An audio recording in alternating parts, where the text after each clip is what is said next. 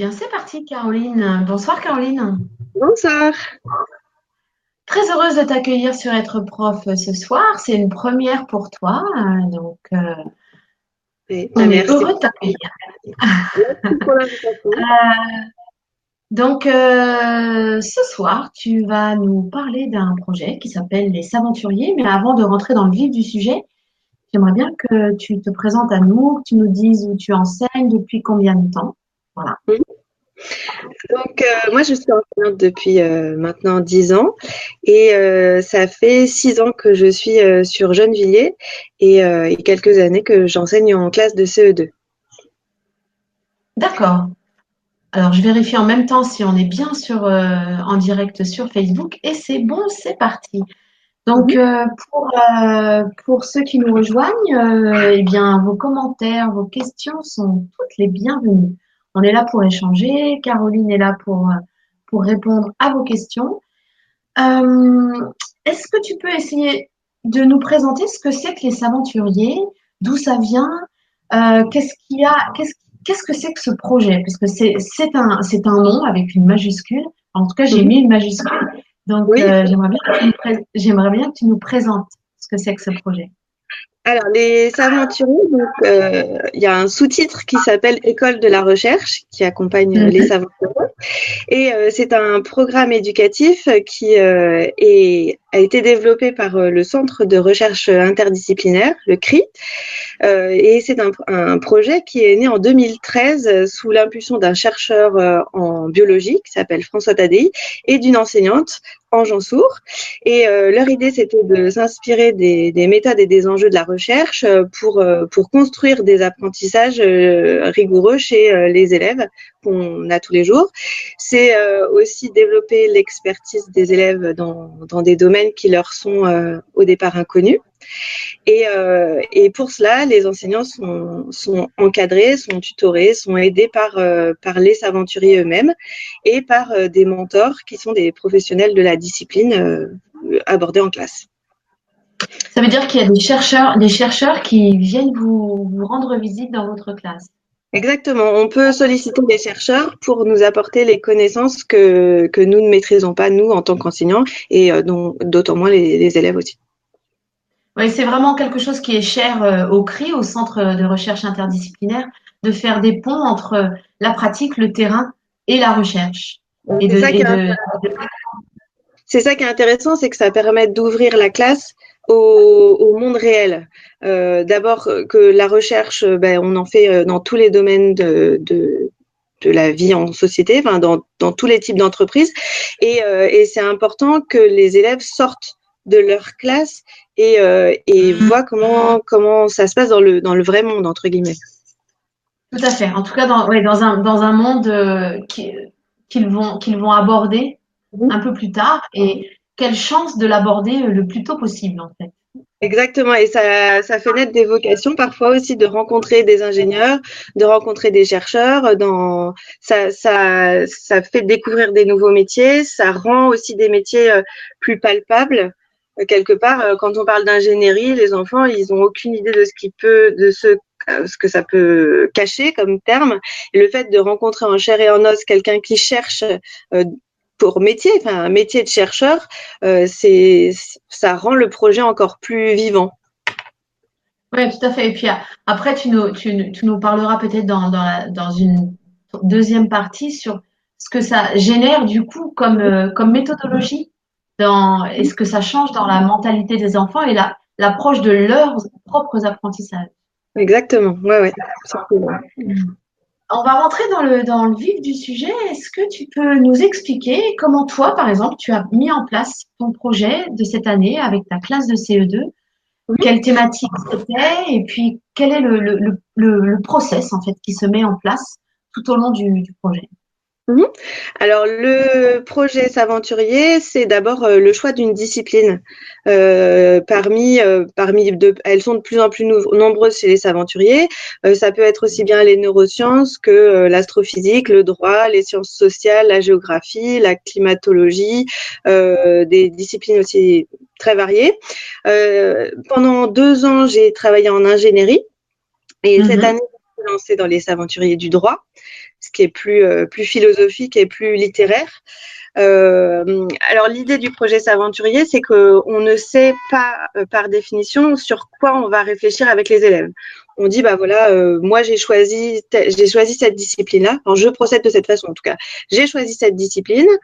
Qu'est-ce que vous demandez aux élèves? Quelles sont leurs premières idées? Qu'est-ce qu'ils en pensent? Qu'est-ce que ça fait naître comme question chez eux, comme réflexion, comme témoignage aussi parfois. Et à partir de là, très vite, il y a des questions qui vont être posées, auxquelles ils vont avoir envie de répondre. Ils vont avoir envie de chercher par eux-mêmes les réponses. On est souvent très surpris de la voie que ça prend, que le projet prend, puisque nous-mêmes, on est à l'origine simplement du titre, quoi. Moi, je leur ai donné, bah voilà, on sera les aventuriers du droit, point. Et puis, bah, après, il se développe, oui, bah voilà, un questionnement auquel on a envie de répondre. Et puis les séances s'enchaînent. On les oriente. D'une question, on passe à une autre. Et puis, l'intérêt chez nous, par exemple, nous, ça s'est porté sur les règles de vie dans la cour de récréation. Donc, il a fallu bah, qu'est-ce que c'était qu'une règle, qu'est-ce que c'est qu'un droit, un devoir qui fait appliquer la règle. Et pour ça, d'ailleurs, le mentor nous a été très utile puisque il a été notre apport théorique principal sur les questions des élèves. Et ça a fait aussi naître pas mal de questions philosophiques chez eux. Est-ce que tous les élèves de la classe sont capables d'accepter les mêmes règles que d'autres? Est-ce que une règle qui peut concerner un élève ne va pas concerner un autre? Donc, est-ce qu'on la garde ou est-ce qu'on la garde pas? Un enfant qui est susceptible et un enfant qui sera plus dur au mal, est-ce que comment est-ce qu'on va rédiger cette règle? Enfin, ça fait naître des débats littéraires propres qui sont très intéressants. Voilà. D'accord.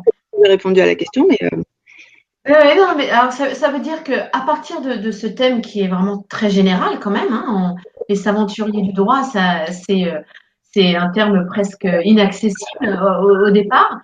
Vous arrivez avec la classe, enfin la classe propose vraiment des solutions concrètes. C'est-à-dire qu'on part de quelque chose de très global et on arrive à une proposition qui est concrète et qui va changer leur quotidien. Est-ce que c'est ça? On est encore. C'est assez long quand même à coucher un projet comme ça. Il y a beaucoup de réflexion d'abord. Là, on y est tout juste. Pour tout vous dire, on y est tout juste. On vient d'écrire les règles, mais il y a un intérêt croissant au fur et à mesure de l'année sur des points qui vraiment on sent que ça vient d'eux, que c'est des soucis qui sont propres à leur vie d'élève. Et ils rattachent toute la théorie qu'a pu apporter le mentor à leur propre petite vie d'élève. Et c'est ça qui est intéressant, c'est que finalement leur petite vie d'élève, c'est la vie d'adulte, mais en plus petit, à leur échelle. Et c'est ça qui est intéressant, c'est que c'est toutes les compétences qu'ils sont en train d'acquérir là en droit et sur les règles de droit et sur leur application, finalement, c'est des compétences qu'ils vont pouvoir aussi utiliser en tant qu'adultes dans la vie en société, dans la vie avec les autres. C'est souvent le tort, entre guillemets, qu'on peut avoir, c'est qu'on parle souvent de faire le lien avec la vraie vie.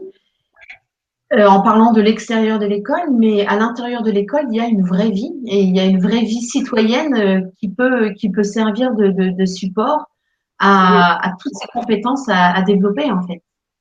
Et ce qui est bien, c'est que là, comme ça vient des élèves, il n'y a pas de censure de la part de l'adulte, il n'y a pas on a nos idées reçues, on est obligé de les mettre de côté parce que c'est eux qui nous apportent les idées et on voit aussi sur quoi se cristallisent leurs peurs ou leurs angoisses ou au contraire leurs joies. On les accueille comme elles sont et on les prend en compte pour notre projet. Ce qui est intéressant, c'est ce que tu l'as dit à demi-mot plusieurs fois, mais il y a vraiment quelque chose de l'ordre de moi en tant qu'enseignant, j'initie, je donne ce projet, je le lance, et après, quelque part, il ne t'appartient plus. Et toi, tu te mets à disposition des élèves pour qu'ils résolvent ce qu'ils ont à résoudre. C'est ça. Et il y a qui est important, c'est que l'enseignant est aussi quand même reste malgré tout une référence. Il ne faut pas oublier que les enfants, certains sont très attachés au fonctionnement traditionnel de l'école, ont leurs repères. Et quand on propose un projet s'aventurier, ceux qui sont moins dans la norme, ils trouvent leur compte parce qu'ils ont toute la liberté dont ils ont envie. Et par contre, ceux qui sont trop dans la norme se retrouvent complètement perdus dans cette liberté. Et ce qui est bien, c'est que l'enseignant, lui, est le référent pour tous, quelle que soit la place dans la classe, et permet de recentrer le débat, de faire que tous les élèves trouvent leur place dans le projet, que tous les élèves apportent leur touche personnelle. Et ça permet aussi d'utiliser des compétences qui, dans d'autres matières, sont parfois laissées de côté. Tout à fait. Est-ce que moi, je suis assez curieuse, j'aimerais bien, est-ce que tu peux essayer de nous dire, par exemple, là, sur ton projet qui n'est pas encore terminé, sur le projet que vous menez en classe, quelles ont été les séances que tu as menées et un tout petit résumé de ce qui s'est passé à chaque séance et à quel moment est intervenu le chercheur. Voilà, qu'on ait en tête, nous qui ne l'avons pas fait, ce que ça engendre comme séance sur une année scolaire. Alors, donc, on a commencé la rencontre avec le mentor, on l'a choisi un jour particulier. On s'est dit qu'on allait faire une première rencontre le jour de la Journée internationale des droits de l'enfant. Ça nous semblait un beau symbole. D'accord. Du droit et puis leurs droits à eux. Une grosse discussion sur les disparités de vie d'enfants justement dans le monde.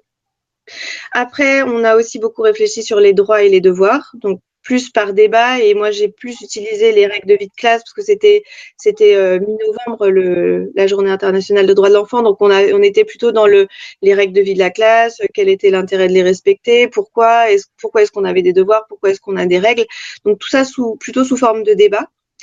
Et ensuite, très vite, on a parlé des règles de vie de l'école et donc les règles de vie de la cour de récréation. Et on s'est rendu compte que les règles de vie de la récréation, elles nous posaient problème. On avait tous des problèmes dans la cour de récréation. On va souvent voir l'adulte, seulement l'adulte enseignant et normalement celui qui enseigne et pas celui qui doit régler les problèmes des uns et des autres. Donc là, on débat et il se trouve que les élèves se sont dit, bah oui, mais les petits et les grands, on n'a pas les mêmes problèmes. On ne rencontre pas les mêmes problèmes à la cour de récréation. Donc, on a envoyé des enfants, on a créé un questionnaire à poser aux classes de CP, CE1, CE2, CM1, CM2 pour un peu faire une sorte de listing à l'après-vert de tous les types de ce qu'on pouvait rencontrer dans la cour de récréation. On a ensuite débriefé les réponses récoltées et il y a 5 thèmes qui sont contenus dans 5 thèmes principaux. Donc la violence, les insultes, les balances, ça m'a surprise, les problèmes d'enfants et puis les problèmes d'enfants qui n'auraient pas d'amis. Donc c'était ou qui auraient des problèmes de copains. Donc ça faisait 5 thèmes. Je trouvais que c'était assez correct de travailler sur 5 thèmes. Et la classe s'est divisée en 5 en fonction par affinité et a essayé de chercher à définir ce que c'était qu'une insulte. Et donc pour cet exemple-là, de ce groupe-là, ce qui était une insulte pour l'un ne l'était pas pour un autre. Donc comment on fait ? À partir de là, donc débat.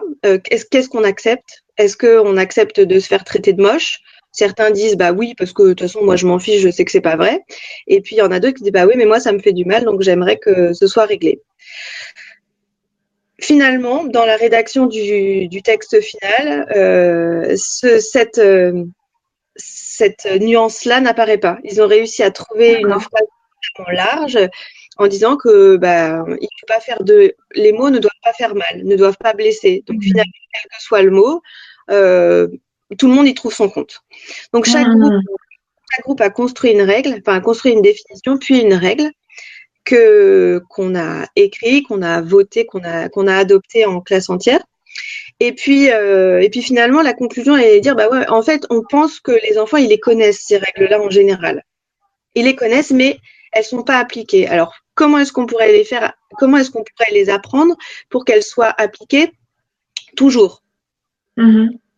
Et on a réfléchi à ce qui était facile à apprendre. Comment est-ce qu'on apprenait facilement? Donc certains enfants ont proposé d'écrire une chanson avec qui reprend les règles de vie dans la cour. Donc il y a là nous en ce moment il y a un groupe qui va gérer la composition des paroles d'une chanson. Un deuxième groupe s'est dit bah moi j'aime bien faire des coloriages magiques pour apprendre en maths ou en français. Bon bah parfait, donc bah je dis bah écoutez très bien, bah essayez de créer un coloriage magique. Et puis il y en a un autre qui m'a dit bah oui mais enfin qui nous a dit maîtresse il y a un problème parce que les CP ils savent pas lire. Donc le coloriage magique c'est pas possible, on peut pas leur faire parce qu'il faudra trop lire, ce sera difficile. Et donc je dis bon bah ok bah, alors quelle solution on propose pour les plus petits? Et un des élèves a proposé de créer un puzzle avec qui illustrerait les règles de vie dans l'école. Donc là, ils sont en train de réfléchir là actuellement sur ces 3 solutions-là.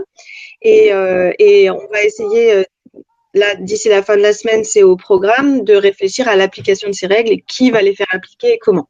Et le mentor vient jeudi pour relancer un peu sur cette thématique-là.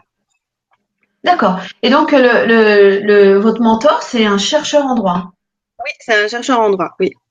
Un chercheur en droit, donc il est en thèse, et lui, par contre, il est plus sur le droit des immigrés, donc pas du tout dans le thème, enfin dans le droit en tout cas, et chercheur, mais on traite pas du tout de cette question-là nous en classe. D'accord, ok. Super, merci pour cet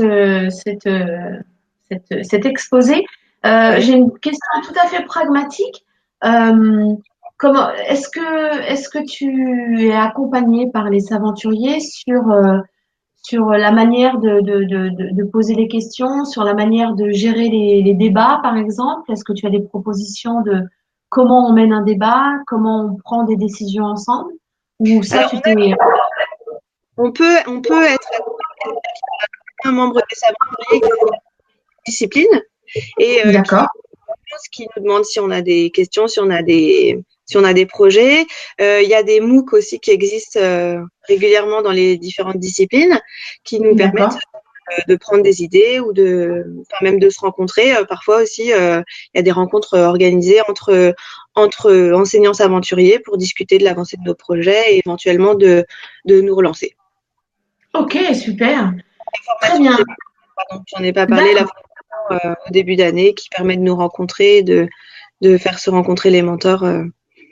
D'accord. Ouais, Et donc, du coup, de se donner des outils à soi en tant qu'enseignant pour se lancer. c'est ça. Ok. On va passer à la partie d'après Mhm. avec un petit bilan. Du coup, ça change quoi pour les élèves, pour les enseignants? Alors, Ça génère quoi dans ta classe? Ça a généré quoi dans ta classe? qu'est-ce que ça génère? Alors, je ferai peut-être une partie pour les élèves et une partie pour moi. Tout à Donc, fait. pour les élèves, d'abord, ça génère du savoir, puisqu'il faut, qui dit question, dit réponse. Donc, il faut bien chercher du savoir théorique, d'abord, de la Mhm. lecture, du vocabulaire propre à la discipline étudiée. Ça, c'est Mhm. important. Ça nécessite des savoir-faire. Quand on fait les aventuriers, par exemple, de l'ingénierie, bah, il faut savoir manipuler une tablette, manipuler un robot, savoir utiliser des logiciels adaptés. Ça génère de l'être, tout simplement, savoir communiquer, argumenter, faire preuve d'esprit critique pour se poser des questions sur le résultat trouvé. Est-ce que c'est vraiment ça qu'on cherchait ou est-ce qu'il faut continuer à chercher? Il faut accepter de pas trouver, surtout. Il faut, Mhm. il faut être, il faut savoir aussi gérer la frustration parce qu'on trouve pas du premier coup. Ça, c'est pas possible. Et enfin, bah, il y a tout ce qui est lié oui, à l'interrogation, au goût de la découverte, au goût de la réussite. Ça, j'en ai un peu parlé aussi. On a des élèves qui gagnent en autonomie puisque ce Mhm. sont eux qui gèrent leurs recherches, qui gèrent leurs questions. Ils ont un cahier dans lequel ils peuvent écrire leurs recherches, alors à la fois en classe, mais chez eux, et planifier pour la fois suivante. Bah voilà, moi je suis arrivée là, donc la fois suivante, il faudra que je fasse ça. Donc ils savent dans leur cahier ce qu'ils auront à faire lorsque je leur laisserai du temps la fois prochaine. Ça leur permet aussi d'expérimenter et au-delà. Mhm. D'expérimenter, c'est être curieux, se poser des questions, être curieux pas seulement dans la discipline étudiée avec les aventuriers, c'est être curieux sur tout ce qui les entoure. Et on le voit, on le constate beaucoup, faire des liens, faire des passerelles aussi entre les savoirs, ça c'est important. Se dire que ce qu'on a vu dans une discipline, bah, ça va nous servir dans une autre, faire des ponts. Et il y a aussi dans le groupe classe, on observe un gros changement lié à l'écoute, à l'entraide, à la coopération. Parce que sans un groupe sans un autre ne peut pas progresser. Et aussi, les enfants fonctionnent différemment. Certains vont travailler très bien tout seuls, et puis d'autres vont travailler plutôt. Et là, encore aujourd'hui, certains disent oui, mais machin, il veut travailler tout seul. Je dis bah oui, mais s'il avance, s'il permet à la classe d'avancer, est-ce que réellement c'est un problème? Et ils se rendent compte qu'on n'a pas tous les mêmes façons de voir la recherche, mais que finalement, tant qu'on aboutit à un résultat ou à une production, c'est intéressant aussi. Oui, et ça nourrit le projet commun, en fait. On a différentes manières de nourrir le projet commun. Exactement. Après, ce qui est aussi intéressant pour les élèves, donc je parlais de faire le pont entre des disciplines. Ce qui est intéressant avec les aventuriers, c'est qu'à la fin, il y a un congrès où il faut restituer toutes les phases de recherche où il faut se raconter. Et l'idée de cette restitution, c'est aussi de savoir mettre des mots sur ce qu'on a appris, savoir mettre des mots sur son travail. Et bon, c'est le gros mot, la métacognition. C'est et ça c'est très intéressant parce on le réutilise aussi en histoire, en sciences, dans des matières parallèles.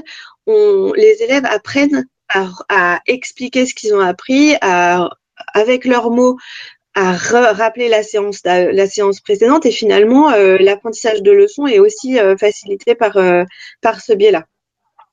Oui, c'est ça, ça change vraiment une manière de penser les choses, de penser l'apprentissage et de penser ce qu'on pense et ce qu'on est en train d'apprendre. C'est ça la métacognition. Voilà, c'est ça, ça fait passer les apprentissages à à une autre échelle.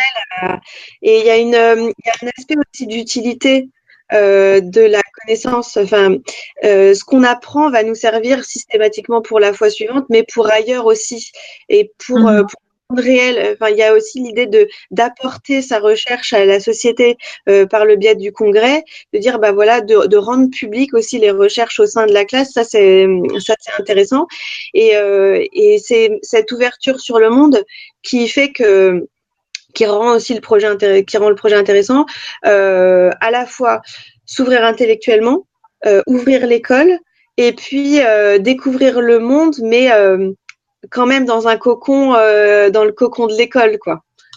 Tout à fait. Dans un cadre sécurisé et sécurisant. Mais j'imagine que pour les élèves, du coup, de présenter ce travail à un congrès, c'est vrai que ça donne une valeur à ce travail-là. Parce que c'est vrai que quand on ne sort pas comment dire, du lieu de l'école, on se dit, bon, bah, ok, c'est normal, ma maîtresse, elle dit que c'est bien, mes parents, ils disent que c'est bien.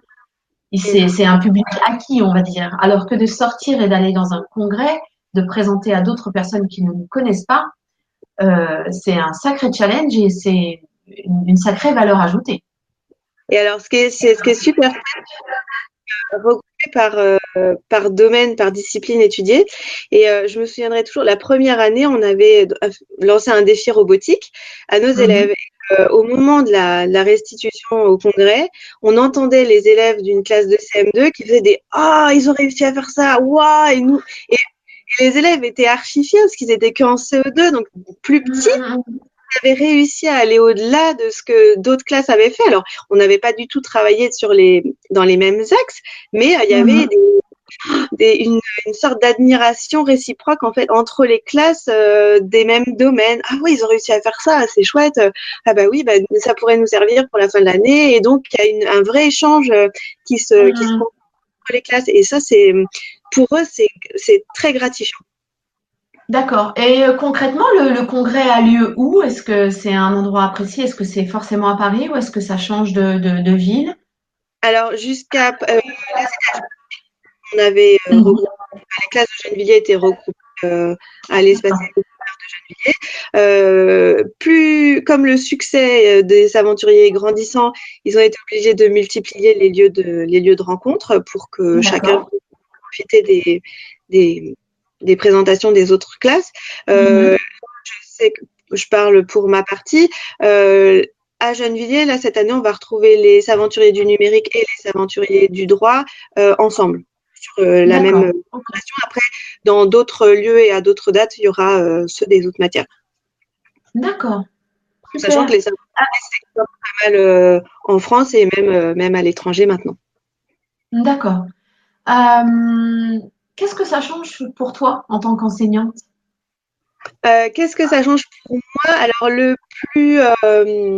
le changement le plus fort, c'est de renoncer à un confort, puisque l'enseignant, c'est quand même c'est préparer, c'est savoir où on va, c'est avoir des connaissances. Et là, en l'occurrence, on part dans des domaines, enfin, c'est le flou complet, c'est le flou artistique. Il faut accepter de ne pas avoir les connaissances immédiatement. Il faut accepter aussi d'ouvrir sa classe à d'autres adultes, ce qui n'est pas une évidence pour certains collègues.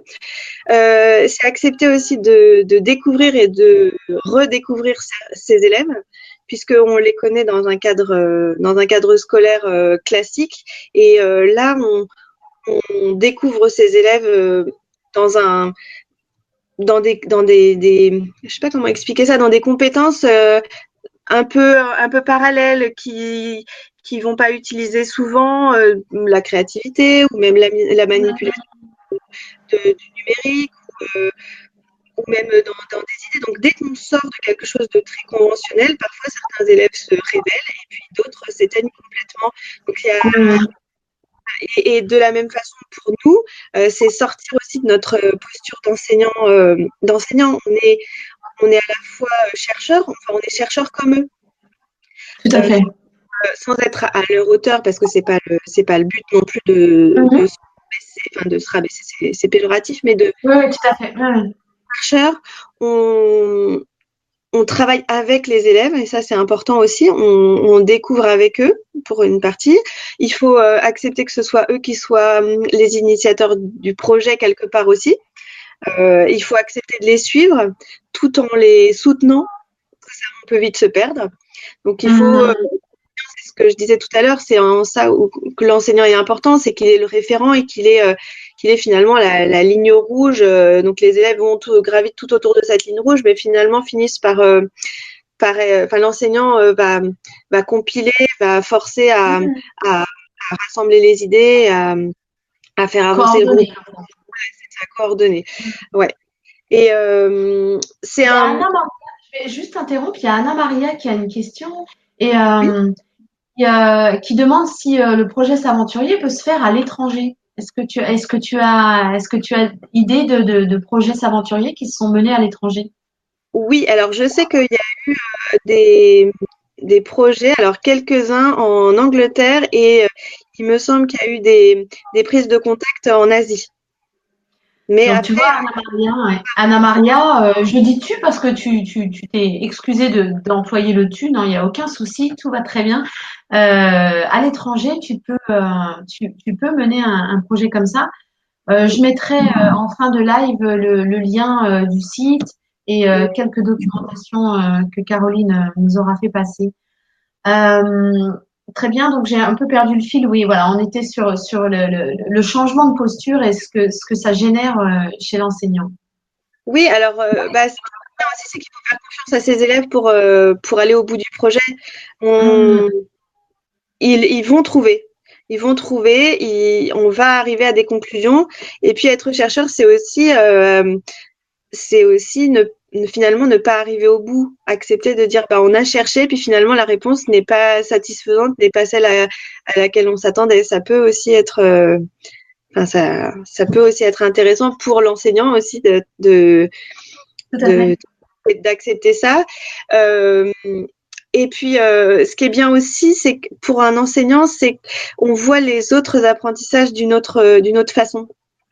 Les élèves n'interviennent plus pareil dans les autres disciplines. Il y a une entraide qui se crée dans la classe. On peut développer aussi ce phénomène de recherche. Moi, je le fais en orthographe ou en problème de mathématiques, en les laissant gérer seuls le groupe classe. C'est à eux de trouver la solution et une fois qu'ils sont d'accord sur la solution, et ben là, on voit si le raisonnement était le bon, si la réponse donnée est satisfaisante ou pas. Ok. J'avais une question, elle vient de m'échapper, c'est pas grave, elle va me revenir. J'aimerais bien qu'on termine sur des points de vigilance que tu aurais, c'est-à-dire que si on veut se lancer, à quoi il faut faire attention? Qu'est-ce que tu donnerais comme conseil à quelqu'un qui a envie de se lancer? Alors, allez-y, lancez-vous. Je pense que c'est le lâcher prise en fait qui est le pas le plus difficile à faire. Accepter qu'on maîtrise pas la classe, qu'on maîtrise pas le groupe, il y a pas de fiche de prep quoi, il y a pas de séquence, on ne sait pas combien de temps combien de séances on va faire pour arriver au bout. Donc il faut accepter de se dire ok, c'est un temps que je donne à mes élèves. Et une fois qu'on a compris ça, une fois qu'on s'est lancé, il y a tellement de choses qui arrivent et qui sont dans les programmes pour le coup, tout le vivre ensemble, plein de compétences même d'écriture, de rédaction. Enfin, donc tout va être travaillé. Après le temps. Il faut faire attention à bien gérer son temps quand même, à s'organiser et à pas se laisser dépasser. On peut vite partir dans tous les sens. Les enfants vont vite chercher à droite, à gauche. Il faut que ce soit quand même que l'enseignant organise, recentre les élèves pour pas que que ça devienne du n'importe quoi et que les élèves se perdent. Et qu'on perde en efficacité pour le projet. Voilà, je pense que c'est ces deux points-là que je mettrai en avant. Gérer le temps pour pas perdre en efficacité et puis accepter qu'on maîtrise pas le groupe, ou moins en tout cas que dans une séance classique. Ok, super. Un très grand merci pour cette présentation. Il y a Stéphanie qui dit on ne risque pas de se perdre par rapport au programme. Ça, c'est vrai que c'est une question importante que tu peux peut-être rassurer les collègues par rapport à tout ce qui est, en fait, tout ce qui est vu du programme en faisant un projet tel que celui-là. Alors, je vais prendre par exemple, en projet ingénierie, le défi que nous avait imposé notre mentor, c'était de tracer des lettres avec un robot. Voilà, donc il a fallu, pour manipuler le robot, il faut avoir des notions de vitesse, de distance, il faut avoir des notions d'angle aussi, parce que le robot, on le dirige grâce à un angle. Donc en mathématiques, déjà, on travaille déjà 3 notions rien que par l'utilisation du robot. En termes de numérique, tout ce qui est rédaction de compte rendu, d'abord, il faut connaître les règles d'orthographe basiques, grammaire, rédaction, savoir mettre un titre, introduire, résumer, trouver des définitions. Donc finalement, il y a beaucoup de phases du programme de français qui sont utilisées pour la rédaction de nos recherches. Savoir poser une question, on a trouvé une réponse. Et puis après, toutes les compétences en savoir-être, avec savoir-être en classe avec les autres par rapport au savoir, tout ça c'est validé à 100%. Donc, je pense qu'il n'y a pas de souci à se faire par rapport au programme.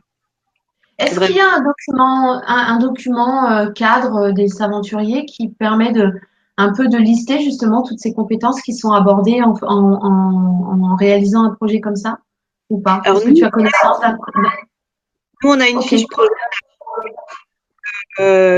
Sur laquelle on peut la remplir tout au long de l'année, puisque comme je vous l'ai dit, c'est pas nous ce sont les enfants qui font le projet, donc c'est un peu compliqué de rédiger à l'avance, mais on peut au fur et à mesure de l'année compléter par les domaines abordés, les questions que se sont posées les enfants et effectivement les compétences traitées. Après, il y en a un certain nombre qui sont, à mon avis, travaillées pour l'ensemble des projets. Ouais, tout à fait.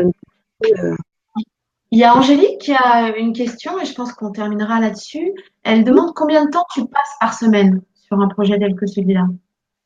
Combien de temps je passe? Je, au début d'année, je vais dire, ça peut être 3 heures tous les 15 jours. Et Mhm. puis après, là, comme on se rapproche du congrès et qu'il faut terminer, je vais y passer plutôt 9 ou 10 heures, quoi. Mais parce D'accord. que Ok. plus de rédaction, il faut aboutir. Et là, c'est là où je me contredis, c'est que on est un peu pris par le temps. Oui, ouais, ouais, ouais, tout à fait. Ouais. Après, de toute manière, c'est inhérent à toute forme de projet, hein. Quand on mène un projet, quel qu'il soit, c'est vrai qu'il y a un moment où on est sur la finalisation et on y passe du temps. Mais c'est peut-être aussi ce qui est optimal, c'est-à-dire que d'y passer du temps, on se met dedans, on se met dans une dynamique et voilà, c'est aussi la vie. Je dirais qu'il y a des moments où on est en train de boucler quelque chose, et bien on s'y attelle et on peut pas saucissonner, on peut pas dire bon bah ça on le reprendra la semaine prochaine, quoi. Non, non, non, non, non. Puis ils réclament, là en ce moment, ils dorment s'aventurier, ils vivent s'aventurier. Il y a Stéphanie qui dit quelque chose de très intéressant, qui dit il faut donc bien anticiper les programmes que vont rencontrer les élèves. Donc je pense que tu peux répondre à ça. C'est est-ce qu'il faut anticiper et est-ce qu'on peut anticiper en fait? Alors, on peut anticiper certaines questions théoriques. Par exemple, moi là, je vois les aventuriers du droit. On sait d'office qu'ils vont se poser la question de qu'est-ce qu'un droit et donc qu'est-ce qu'un devoir et qui l'applique. Donc ça, en termes de connaissances théoriques, on peut l'anticiper. En robotique, ce qu'on peut anticiper, c'est commencer à utiliser le robot avant eux, histoire d'avoir un coup d'avance. Mhm. Euh, euh, le défi que l'ingénieur nous avait posé l'année dernière, c'était de faire monter le robot sur une table. Mhm. Les théoriques liées à l'inertie, moi je les ai pas. Ouais. Concrètement, le mentor est aussi là pour apporter pour répondre aux questions théoriques à la fois des enseignants et à la fois des élèves. Donc il n'y a pas de panique à avoir là-dessus. Ils sont là pour ça et franchement, moi, à chaque fois, les aventuriers ont des mentors qui sont au top.